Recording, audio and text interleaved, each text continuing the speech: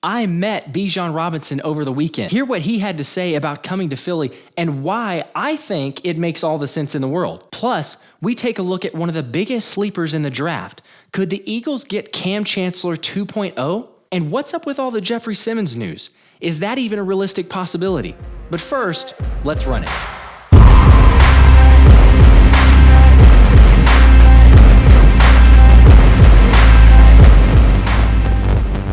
Happy Monday, Josh Davis here. Please make sure to like and subscribe. We've got so much great content coming. I know you guys were interested to get some of the scouting reports or maybe some sleepers in the draft that we should target. So today we're going to be covering one specific position, but we will have many others in the days to come. So make sure to like and subscribe, turn the notifications on. I met Bijan Robinson over the weekend. A lot of things in life are just in the right place at the right time. And that's the exact case that it was, because this past weekend I was in Austin. I was at the Dell Match Play, the PGA Tours event, really just with family to get some rest and relaxation. Enjoy the game of golf, some great weather, and then lo and behold, Bijan Robinson comes walking past on hole number 13, and I was like, what? He's here? I didn't even think about it, but obviously in Austin, he could potentially be there. So he's walking with Scotty Scheffler, he's got the pass, and immediately my head goes to, I've got to ask him, what does he think about Philly? So I figure out a way to get close to him where he's not crowded with crazy amounts of spectators, which quite honestly was very lucky. And I went ahead and asked him, but you see the picture here. So I was with him there, took a picture, and then went ahead and took the opportunity to ask him the question, what he would think about being drafted by Philly. Bijan,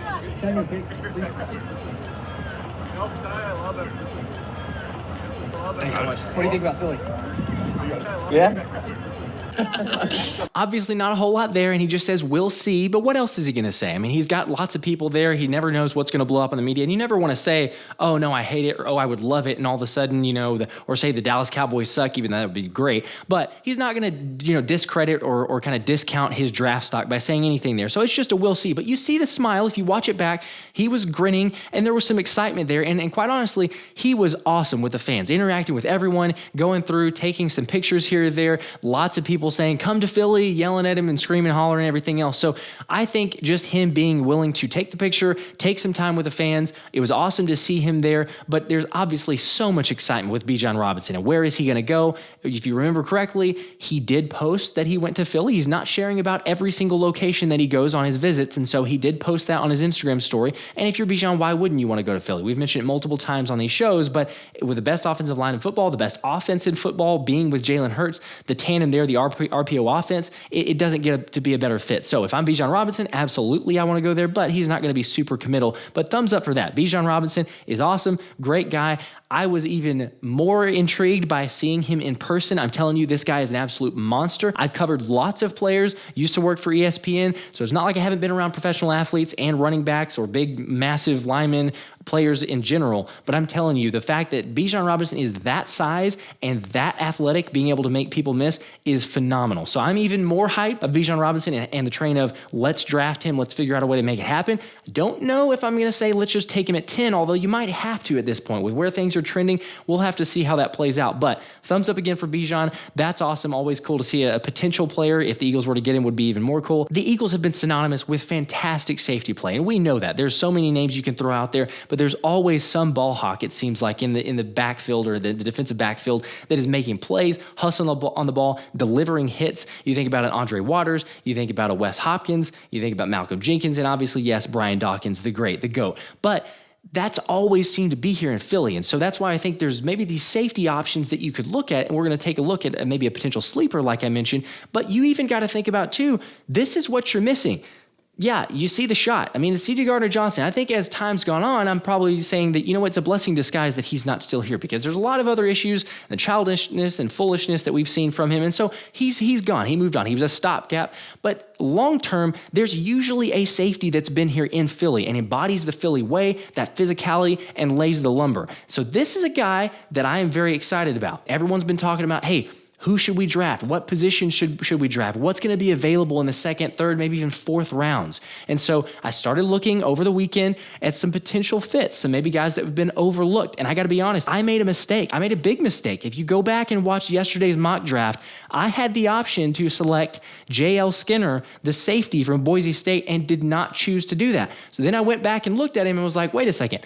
I need to look into this a little bit more. And what I found was this guy could be a huge sleeper in the draft. He's been rising a little bit on some draft boards, but not quite to the level that I think that he should be garnering the respect. So take a look at this. I got this from the Draft Network. This is their article and their write-up on J.L. Skinner and kind of the scouting report. So I'm going to skip the first paragraph. I'll have it in the link below if you want to read the full write-up. It's basically just talking about multi-sport athlete. He ran the 100-meter dash in high school. Very dominant, very athletically gifted. But it says here, quote, Skinner is a physically imposing defender. He has a rare frame and builds at the safety position.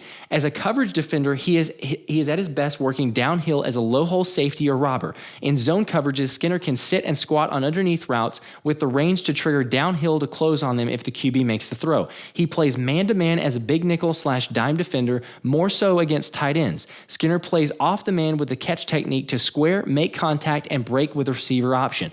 As a run defender, he is a physical striker that can deliver jarring hits to ball carriers. He is willing to stick his face in the fire and run the alley to take running backs head on. I appreciate his ability to read from the second and third levels to locate the football. A great term to describe him is hunter. He tracks the ball in motion and works with urgency to get to the spot. He has arm length to stack blocks, peek, and shed to make a play on the football. Skinner battles with being aggressive and patient when diagnosing play concepts. I believe that contributed to him playing fewer snaps at safety and deeper in the box. Parts are moving faster visually to diagnose as they are developing. Skinner is a high-hipped and long-legged defender. This results in some transitional stiffness when having to change directions. I do not believe man coverage assignment versus receivers should be in play for Skinner. He does not possess the foot speed or change of direction skills to mirror receivers in man coverage, end quote. Now, the article goes on to mention some of his other skill sets, the top reasons to buy in, concern. You can take a look at it, but again, he's 6'4", 210 pounds, massive size, and the article too mentions that Cam Chancellor is J.L. Skinner's, and this is what I found out after the fact, is J.L. Skinner's favorite player, his favorite safety, his favorite player, the guy that he models his game after, and come on, if you know anything, you know Cam Chancellor, it was phenomenal. And so if this guy could model his game and play at the level of Cam Chancellor, I think that would be fantastic. Thumbs up for that, especially if the Eagles were to get him. And so this is a guy that I think needs to be on the radar because,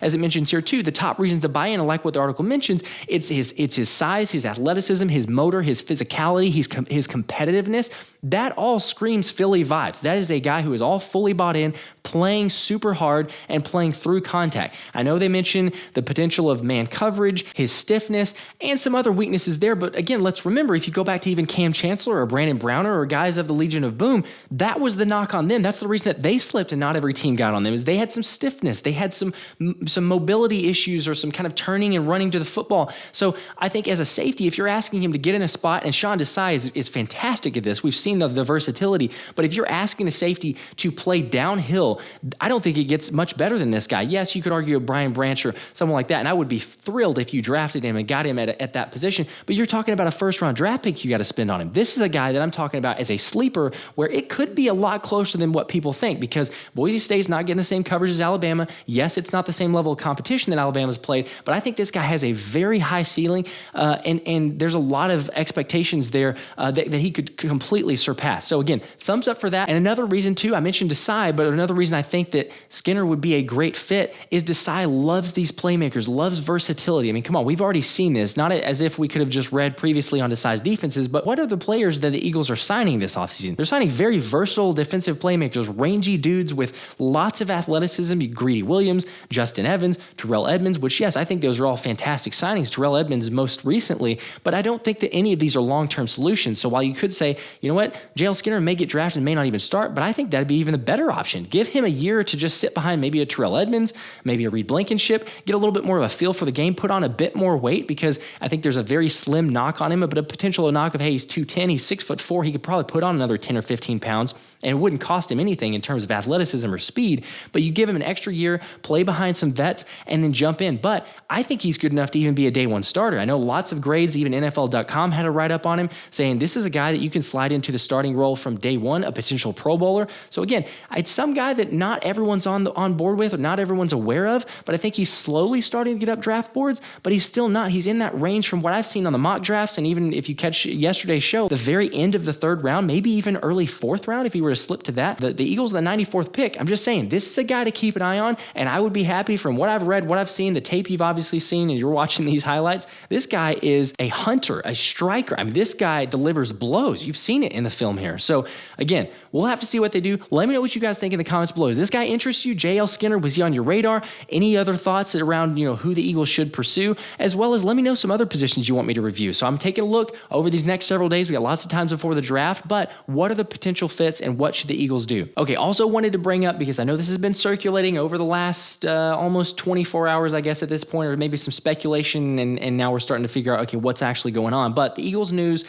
the trade for Jeffery Simmons, or the possibility of that. So you may have already seen it, but take a look at this article from Bleeding Green Nation by Brandon Lee Gout, and it says, Eagles news, are they going to trade for Jeffery Simmons? So Jeffery Simmons would be a dream come true for the Eagles, and this is by SI.com, but it says, so dream away. Simmons is 25, Brown was 24. Simmons is also in the last year of his rookie contract. Earlier this month, Simmons took down a lot of pictures from his Instagram account and stopped following the Titans, per ESPN's Titans writer, Teron Davenport. Like Brown, Simmons would be a perfect fit in Philly, provided Roseman could work the defensive tackle into his budget. The Eagles redid right tackle Lane Johnson contract heading into the weekend and upped their money under the salary cap to about $22 million. The expectation is that will be used to extend the contract of Jalen Hurts, but maybe Roseman can find a way to make it work for both quarterback and Simmons if it were to come to it. A first-round pick in 2019 out of Mississippi State, the same school that produced Fletcher Cox, Simmons would fill a big need on the defensive line that lost Javon Hargrave in free agency to the 49ers. He had 7.5 sacks last season and 8.5 the season previously. At 6'4",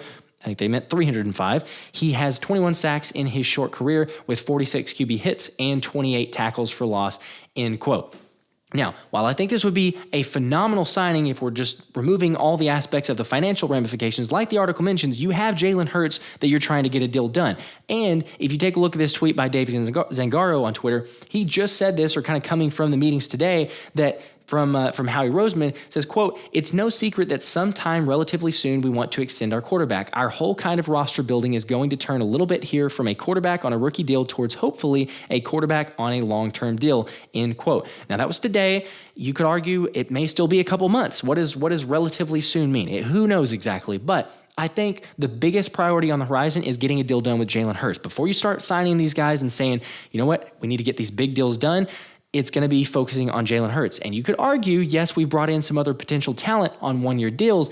I don't think any of these signings so far, Howie's looking at and going, hey, we're going to have to pay big money, or we even want to pay big money by having them come in. So this would be a very big deal because Jeffery Simmons is obviously a stud, and he would require some sort of big money. Thomas Mott covered it earlier on his show, did a great job breaking down. You're probably looking at a 22-ish million per year, and I just don't know that Howie wants to sign up for that. While I love his talent, the question then becomes, too, what do you also trade for? Do you have to trade away the 10th pick? Do you have to trade away the 30th pick? I think where you're at right now, you've got a Milton Williams, you've also got a Jordan Davis, and there's another potential that you could draft. And I think Calijah Kancey is going to be available. I think that could be a good fit. I'm not saying that he's a Jeffery Simmons. We'll have to see, but there's a lot of potential. And so I would love to have someone on a rookie deal more long-term instead of say, we got to sign this guy and get him for $22 million.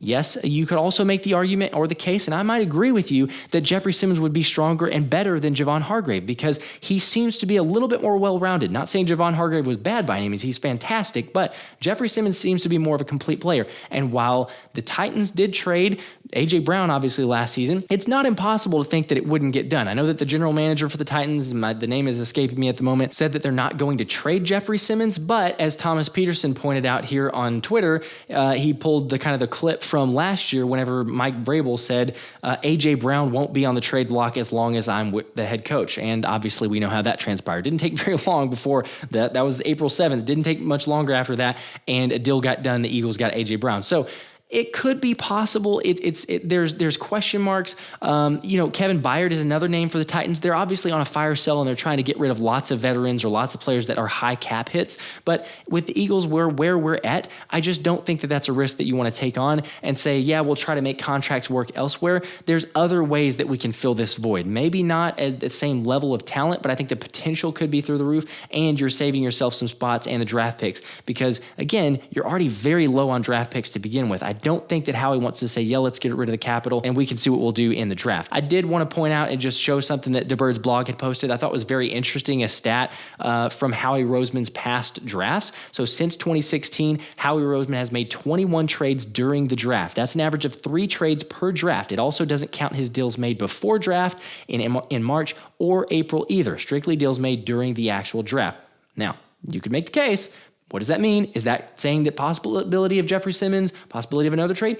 Yeah, actually, it could be. It could be with the MO, but I think what's more likely on this is a trade, meaning he's going to trade back or trade up in the draft, because we've seen how he do it a number of times, and with the way these mock drafts are turning out, with all these different scenarios coming out, with Bijan Robinson as maybe availability, or these other players, you just don't know for sure, but I would be shocked if Howie remains stable, especially given the smaller amount of picks we have this year and a lot more next year, if he's not trying to say, hey, maybe we can trade a couple of these from next year and move up or get a couple extra draft picks in this draft. So we'll just have to see, but thumbs up for Howie. We always know that he's going to be great in the draft, in free agency. He's been fantastic. I think all the signings have been great and cannot wait to see what this team looks like. Again, we will have so much more content coming, so please make sure to like and subscribe, turn the notifications on, be covering some other positions, maybe a linebacker, maybe defensive tackle or edge rusher. We'll think about it, but over the next couple of days, we should have some more content too of some potential sleepers to consider. So make sure to like and subscribe.